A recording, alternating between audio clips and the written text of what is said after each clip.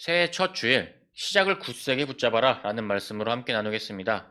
시작이 절반이다 라는 말이 있습니다. 시작이 절반이다. 전도사님이 굉장히 좋아하는 말입니다. 마치 시작을 하면 절반이나 이룬 것처럼 말을 해주잖아요. 이 말은 시작이 그만큼 중요하다는 거죠. 올해의 시작, 여러분은 어떻게 시작하셨나요? 시작은 매우 중요합니다. 그리고 시작이 중요하다는 말이 가장 와닿는 직업 중에 하나가 소설가입니다. 소설가. 소설가들은 첫 문장을 쓰면 어느 정도 맥락을 잡았다고 표현하기까지 해요. 그렇다면 어떤 첫 문장이 있을까? 네, 유명한 소설가죠. 톨스토이는 안나 카레리나에서 이렇게 시작을 합니다. 행복한 가정은 모두 비슷하지만 불행한 가정은 저만의 방식으로 불행하다. 네, 어떤 내용일지 감이 어느 정도 오시나요? 네, 행복한 가정이 되기 위한 방법을 알려주는 그런 소설이겠죠. 그리고 피터팬은 이렇게 시작합니다. 모든 아이들은 잘한다. 한 명만 빼고. 네, 무슨 얘기일까요? 네, 한 사람, 잘하지 않은 한 사람의 이야기겠죠. 그렇다면 성경은 어떻게 시작할까요? 성경은 모두가 아는 유명한 말씀이죠. 태초에 하나님이 천지를 창조하시니라. 성경은 무엇을 말하고 있을까요? 하나님의 계획, 하나님의 창조, 그 안에서 우리가 어떻게 살아야 하는지, 하나님이 어떤 것을 원하시는지 성경은 이야기해주고 있습니다. 그렇다면 우리는 그에 합당한 삶을 살아야 합니다. 그러기 위해서 새해 첫 주일 어떤 마음을 가져야 할까요?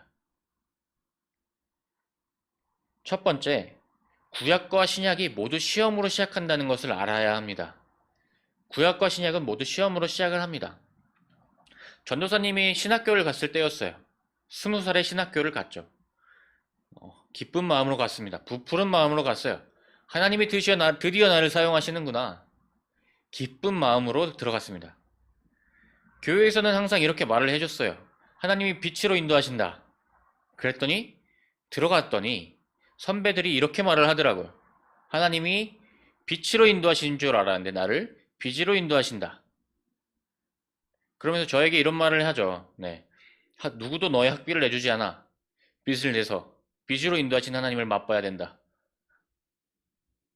네, 우스갯소리긴 했는데 참 이 무게가 있는 말이었습니다.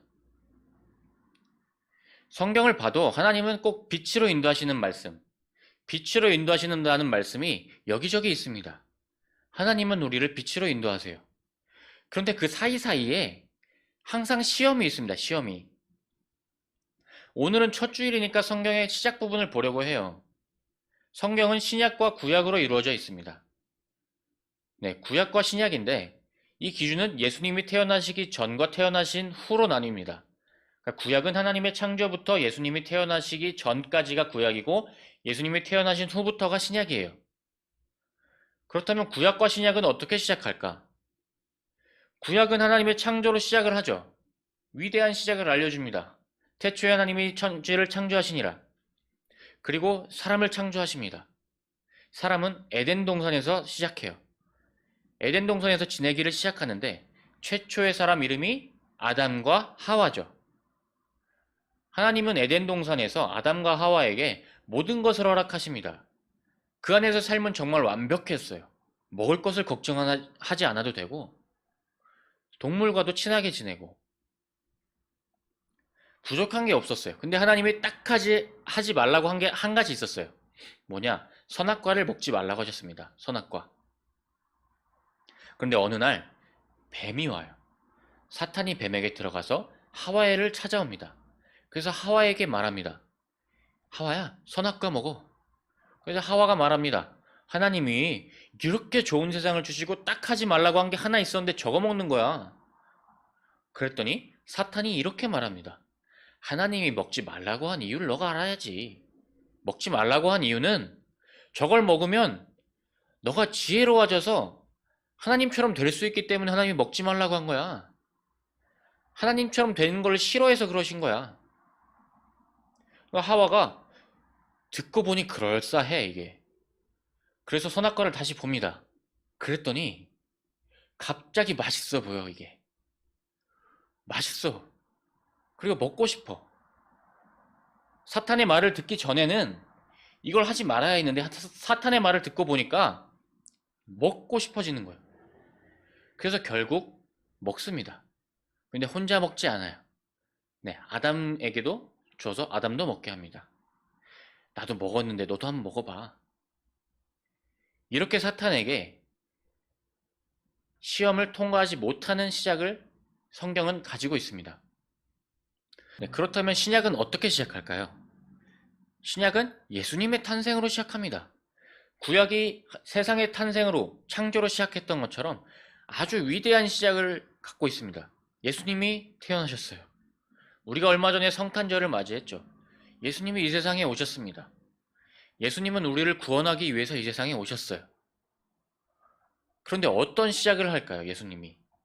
예수님은 광야로 들어가서 40일 동안 금식을 하십니다. 40일 동안 굶으세요, 40일 동안. 그런데 그때 사탄이 찾아와서 예수님한테 이렇게 말합니다. 예수님, 배고프죠? 저 돌을 떡이 되게 해서 드세요. 왜 배고픈 걸 참으세요? 예수님이시니까 그렇게 할 수 있잖아요. 예수님은 이렇게 대응하십니다. 사람이 빵으로만 살 것이 아니라 하나님의 입에서 나오는 모든 말씀으로 살 것이다. 하나님이 말씀하시는 그 말씀으로 우리가 살아갈 것이다. 사탄이 자기가 원한 것처럼 되지 않자 예수님을 이번엔 성전 꼭대기로 데려갑니다. 예수님한테 이렇게 말합니다. 예수님, 한번 여기서 떨어져 보세요. 하나님 아들이면 하나님이 적어도 천사를 보내서 예수님이 떨어져서 죽진 않게 하겠죠. 예수님이 이렇게 말합니다. 주 너의 하나님을 시험하지 말라. 하나님이 당연히 뭐든지 하실 수 있는 분인데, 세상을 창조하셨는데 할 수 없는 게 있겠냐. 근데 하나님을 시험하는 건 아니지. 하나님을 시험하지 말라. 이렇게 말씀하십니다. 또다시 사탄은 이제 답답한 거예요. 자기가 생각하는 대로 진행이 되지 않아. 그러자 산꼭대기로 예수님을 데려갑니다. 그래서 세상을 보여줍니다. 그러면서 이렇게 말을 합니다. 예수님, 나한테 한 번만 절하면 내가 이거 다 줄게요. 요즘 시대로 말하면 이런 거예요. 남산 꼭대기에 올라가가지고 세상을 보여줍니다. 빌딩도 있고 공원도 있고 운동장도 있고 엄청난 돈도 있고, 나한테 한 번만 절하세요. 이거 다 줄게요. 모든 권세와 권력을 줄 테니 나한테 한번 절하세요. 이렇게 말을 하는 거예요. 예수님이 이것에 대해서 이렇게 말씀하십니다. 사탄아 물러가라. 성경에 기록하기를 주 너의 하나님께 경배하고 그분만을 섬겨라 하였다. 이렇게 세 가지의 시험을 예수님은 말씀으로 통과하십니다. 사람이 떡으로만 살 것이 아니라 하나님이 말씀으로 살 것이다. 하나님을 시험하지 마라. 오직 하나님만을 섬길 것이다. 신약과 구약은 시험으로 시작을 합니다. 그런데 이 구약과 신약의 시작의 시험에는 공통점이 있습니다. 사탄은 시작을 망치려고 해요. 에덴 동산에서 아담과 하와는 완벽한 삶을 제공받습니다. 인류가 시작하는 그 지점에서 완벽한 삶을 제공받았는데 사탄은 거기에 바로 진입합니다. 그래서 딱 한 가지를 건드려요. 하나님이 하지 말라고 한 딱 한 가지. 선악과. 왜 하나님이 먹지 말라고 했겠니? 너네가 하나님처럼 되는 게 싫어서 그러신 거야. 예수님이 이제 사역을 시작하려고 하시자 사탄이 거기 가서 예수님이 배고파하시는 것을 보면서 이렇게 말을 하죠. 예수님, 돌이 떡이 되게 해서 드세요. 왜 굳이 배고파하세요? 방해합니다. 시작을 방해합니다. 한 해의 시작인데 사탄은 여러분의 시작을 망치려 할 겁니다. 그러니 시작을 굳세게 붙잡으셔야 돼요. 하나님과 동행해야 됩니다.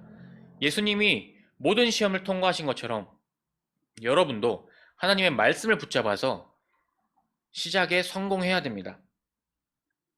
안나 카레리나의 시작이 이렇게 시작한다고 했죠.